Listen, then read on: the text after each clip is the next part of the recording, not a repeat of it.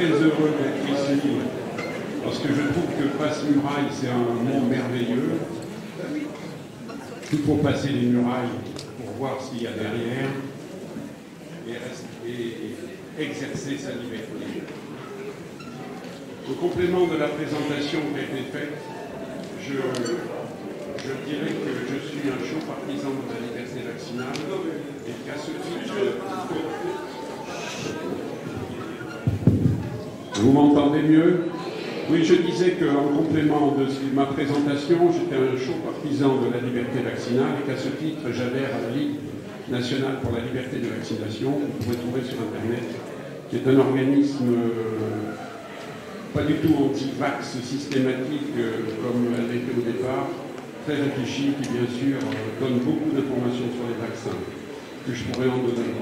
Alors moi j'ai choisi de vous parler en introduction, Emmanuel, de la vaccination anti-Covid chez les enfants, qui est une aberration totale que j'ai ressentie, que je redoutais et qui est arrivée progressivement. Vous savez qu'on a étendu les âges de plus en plus jeunes de cette vaccination, possible, sans qu'elle soit obligatoire. Alors, il faut savoir qu'on vit avec des inconscients collectifs forts en faveur de la vaccination. Madame Marisol Touraine, MSP pour son ministère, quand elle était ministre de la Santé, a dit que les vaccinations, ça ne se discute pas. Madame Buzyn a imposé 11 vaccins à des nourrissons, notamment pour des maladies qui n'existent plus, comme le tétanos ou la diphtérie.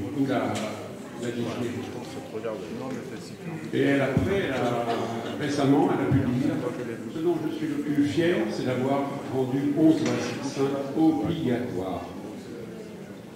Alors, à propos du Covid, l'extension de la vaccination aux enfants pose de nombreux problèmes. J'en parlerai que des deux premiers, c'est-à-dire, est-ce que cette vaccination a une utilité collective, c'est-à-dire est-ce que face à cette maladie définie comme contagieuse, on protège les autres en se vaccinant soi-même? Ça, c'est l'immunité collective, c'est-à-dire c'est la vaccination altruiste. Et puis, est-ce qu'on se protège soi-même? C'est-à-dire, est-ce que l'enfant vacciné va être protégé? Et puis, on aimerait bien que les vaccins ne soient pas toxiques, et y compris chez la femme enceinte pour les enfants à naître. Je me bornerai aux deux premières questions.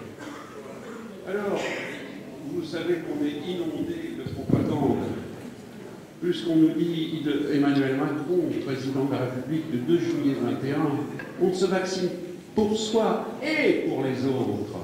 On se vacciner est un acte d'amour, m'a dit le pape, un acte citoyen, m'a dit ma députée,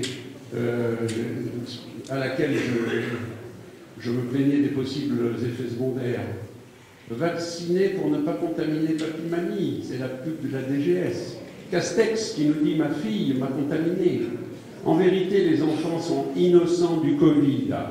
Ils ne transfèrent pas plus le Covid que n'importe qui, plutôt même moins d'ailleurs, puisqu'ils réagissent très vite et se défendent très vite.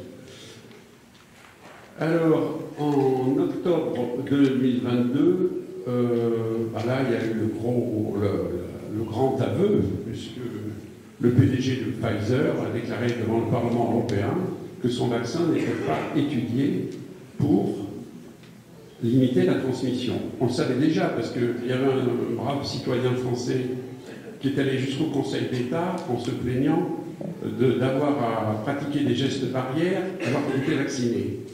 Donc il a dit, vous savez que ça avait été maintenu.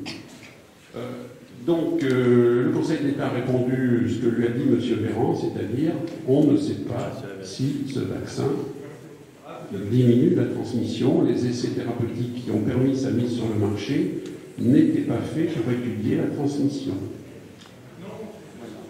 Donc vaccinez-vous pour les autres, c'est du bidon. Mais qu'est-ce que l'immunité collective? L'immunité collective, ça consiste à passer, si vous voulez, d'un état où il y a des gens contaminants et une maladie très contagieuse, lorsque toute la population est atteinte, et eh bien, il y a une immunité collective.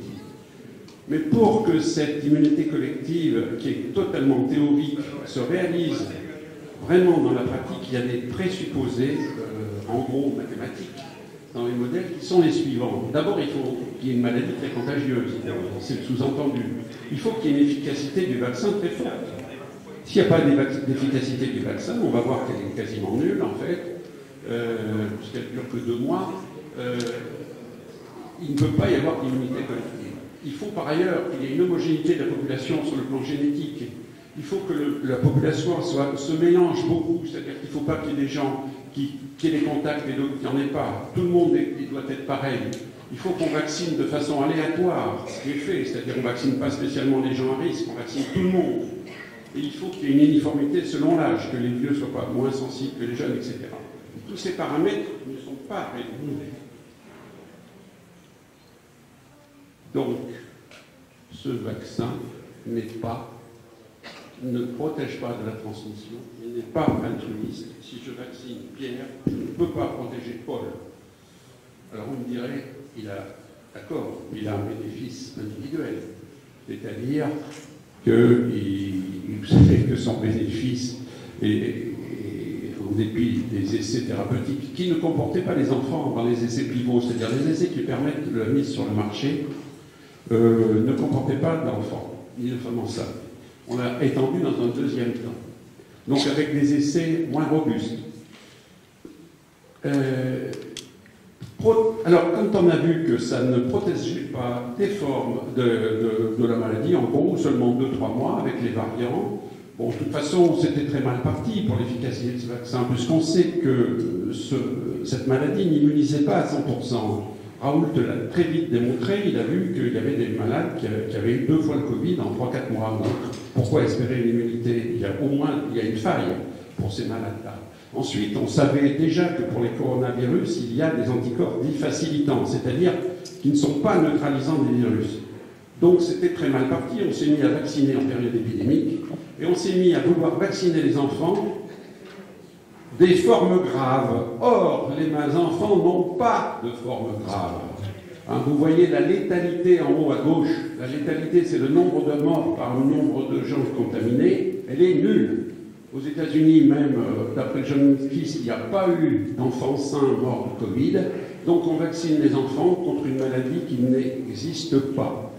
On les vaccine contre un faux rhume. Monsieur Fischer, dans le panorama du médecin, assez récemment, et pour évaluer un risque faible, il parlait des complications. Il faut des effectifs très importants. Évidemment, on ne peut pas diminuer une forme grave puisqu'elle n'existe pas. On part de 0. Voilà. Donc, on ne peut pas abaisser ce chiffre qui est nul. Tout ce qu'on vous dit sur les formes graves, ça fait référence à une maladie qu'on appelle le PIMS, excusez-moi. C'est une maladie inflammatoire qui survient chez les enfants après les maladies virales. C'est absolument pas spécifique du coronavirus. Ça peut arriver avec n'importe quelle virose et ça guérit avec un peu de cortisone. Mais enfin, c'est vrai que c'est sérieux. Faut s'en occuper. Donc ces formes graves-là sont prises comme prétexte pour la vaccination, alors qu'elles ne sont pas un réel problème.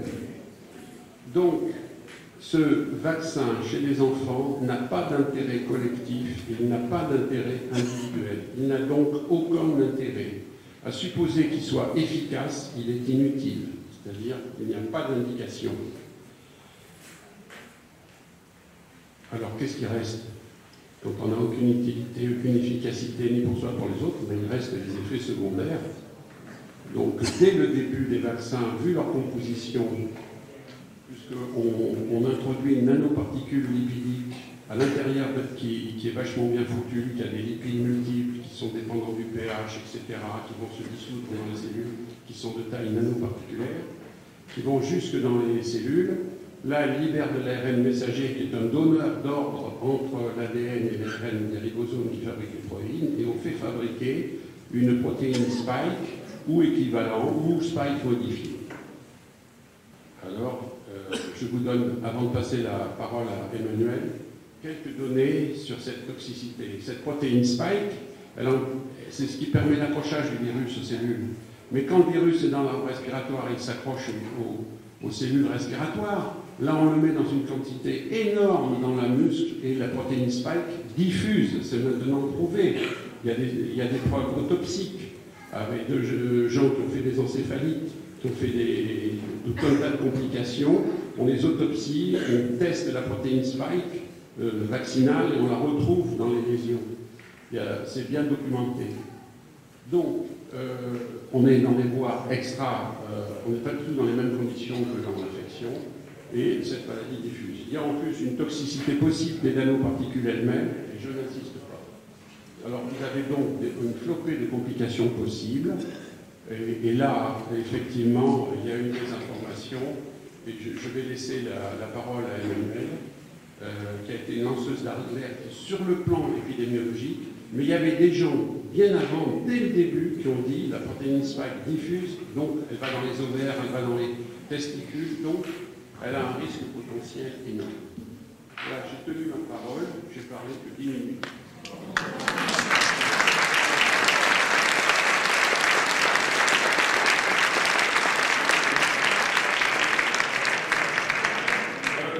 Le temps qu'elle s'installe, je peux vous parler un peu d'Emmanuelle, qui est une lanceuse d'alerte mathématicienne épidémiologique. Vous avez vu un peu les bases biologiques, là, sommairement évoquées, de la toxicité. Mais dans son livre, il n'y a pas que des courbes, il y a beaucoup de courbes, mais il y a aussi des témoignages. Et il y a le premier témoignage, une fillette à qui on a dit « Il faut te faire vacciner pour que tu puisses marcher, courir, faire du sport. » Elle a maintenant un Guillain-Barré. Elle est paralysée, son fauteuil en voilà. Il y a les chiffres, mais il y a aussi la vérité des malades.